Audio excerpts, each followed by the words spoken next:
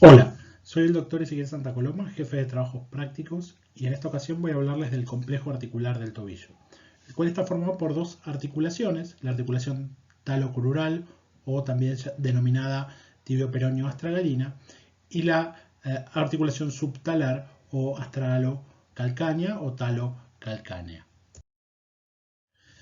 La articulación talocrural es la más proximal de las dos que componen el complejo articular del tobillo.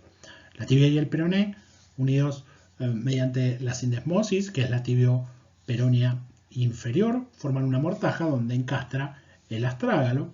El astrágalo no es tan solo un rectángulo, sino que tiene una forma compleja, tipo trapezoide en su superficie articular, más ancho hacia anterior y más angosto hacia posterior, lo que hace que esta articulación sea más estable en flexión dorsal. Es una articulación del tipo gínglimo sinovial que permite los movimientos de flexo-extensión. Hacia inferior va a estar la articulación talocalcánea o subtalar, que va a ser una articulación del tipo cilíndrica, donde va a realizar movimientos de rotación. Vamos a ver a continuación la combinación de estos movimientos y los medios de unión y de fijación.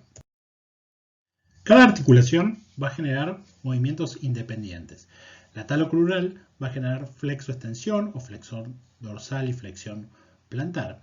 Y la subastragalina o astragalocalcánea va a generar la abducción o aducción de lo que es la parte posterior o lo que se llama el retropié.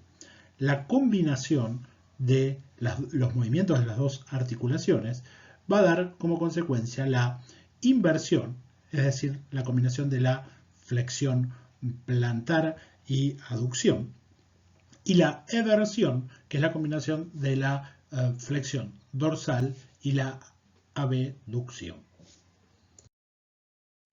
La articulación talocrural, como cualquier articulación sinovial, va a tener una cápsula articular tapizada por dentro por membrana sinovial, la cual va a unir o rodear los huesos que conforman la articulación.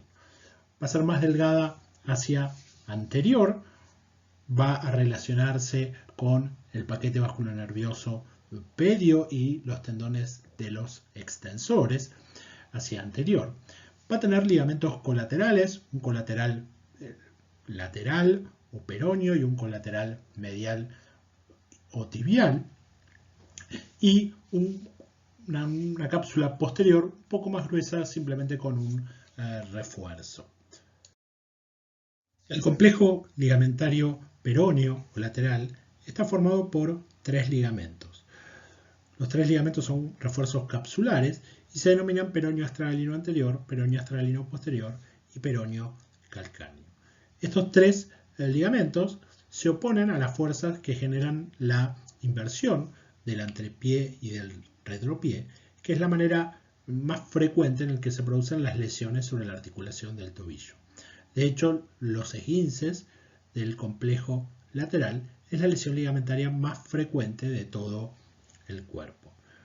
Si bien los tres ligamentos son sinérgicos en cuanto a evitar la desviación en varo, es decir, más concretamente la inversión, el ligamento peroneo astragalino anterior también contiene al talo en su desplazamiento antero-posterior, sobre todo en flexión dorsal, y el peroneo astragalino posterior contiene la traslación antero-posterior o cajón, que se llama semiológicamente, hacia la flexión plantar. El complejo ligamentario medial o tibial va a unir la tibia con varios huesos del retropié. En primera instancia tiene dos hojas, una hoja profunda, más acordonada, que va a unir el malleolo tibial con el proceso medial del astrágalo, y va a tener una hoja superficial, también llamada ligamento deltoideo, que tiene 4 haces. Cada haz va a estar dado por un grupo de fibras que unen el malleolo tibial con diferentes huesos. Vamos a tener las fibras más anteriores, que son las tibio-escafoideas o tibio-naviculares. Luego vamos a tener la porción tibio-calcánea y hacia posterior la porción tibio-astragalina anterior y posterior. Todo este complejo ligamentario va a oponerse a los mecanismos o a las fuerzas de eversión, que, como les dije anteriormente, no son tan frecuentes como las fuerzas deformantes en inversión. Si bien hacia posterior la cápsula articular no es tan delgada como la cápsula anterior, simplemente tiene un refuerzo central llamado ligamento transverso que se encuentra debajo del ligamento tibio peroneo posterior que veremos a continuación. La articulación tibio-peronea distal es una fibrosis tipo sindesmosis. Es una articulación que muchas veces desde el punto de vista anatómico pasamos por alto. No es tan atractiva, no tiene tantos ligamentos, etc. Pero es una articulación que desde el punto de vista clínico ortopédico en los últimos tiempos se le ha dado gran importancia debido a que asienta lesiones, sobre todo en tobillos de deportistas jóvenes.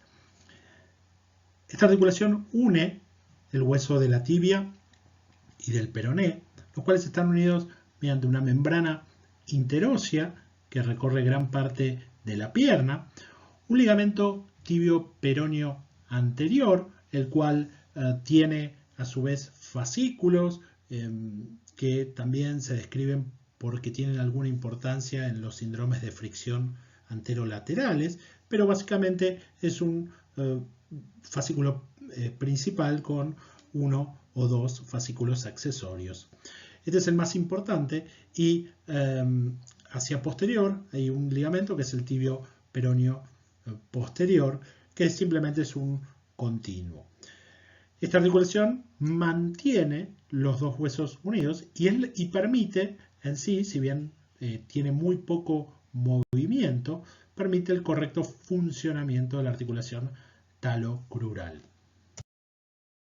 Veamos por último la articulación subtalar o talocalcánea, que como dijimos inicialmente es una articulación del tipo cilíndrica. Cada uno de los huesos, es decir, el astrágalo y el calcáneo, va a tener tres carillas articulares. Una carilla articular anterior, una media y una posterior, que van a estar separados por surcos entre las carillas.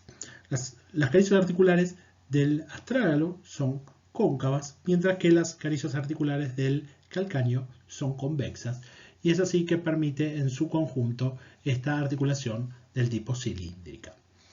El astrágalo y el calcáneo a su vez van a estar unidos por ligamentos denominados interóseos o astrágalo-calcáneos, uno medial, uno lateral y uno hacia posterior.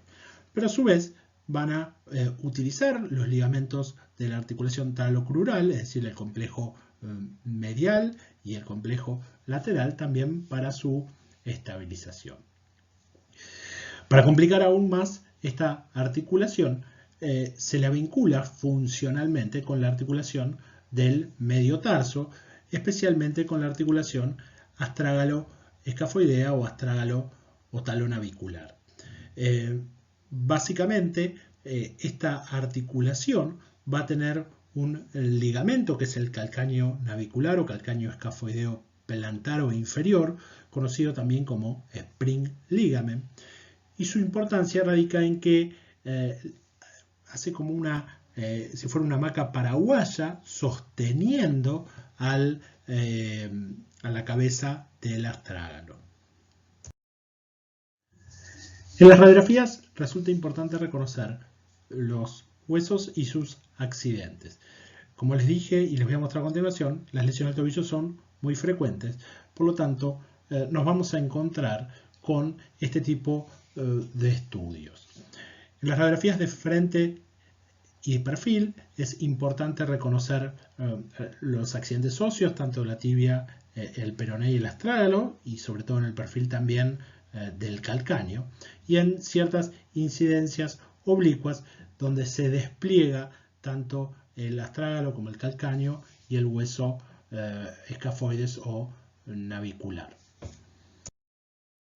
En estudios de mayor complejidad, como son las resonancias magnéticas, debemos observar no solo los accidentes óseos, también los recubrimientos del cartílago hialino, sino también los tejidos blandos y sobre todo los complejos ligamentarios, el medial y los fascículos del complejo lateral o peroneo, ya que lo que vamos a buscar es la indemnidad o no de estas estructuras. También podemos observar la articulación tibio-peronea inferior y algunos tendones y músculos que están en los canales retromalleolares medial y lateral hacia posterior. Vayamos hacia la anatomía aplicada a la clínica o clínica ortopédica en este caso. Como les dije, las lesiones del complejo ligamentario peroneo son las más frecuentes y se producen por una fuerza deformante en inversión.